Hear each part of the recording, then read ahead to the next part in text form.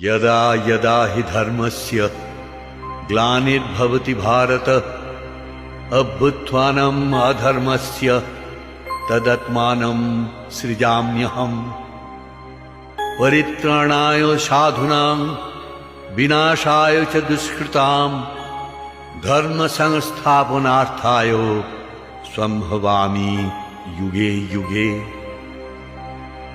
যখন ধর্মের নাশে হয়ে ওঠে গ্লানি, হিংসা দ্বন্দ্ব করে হানাহানি, তখনই আমার মহাজন্মের আবির্ভাবের লগ্ন করে সাধুর পরিত্রাণ হবে নিবারিতে মানুষের অপমান, পাপীর দুর্গ ভগ্ন। সেই মানব ত্রাতা মহামানব নূতন জন্মের জন্য প্রস্তুত হচ্ছেন। উদয় শিখরে বাজে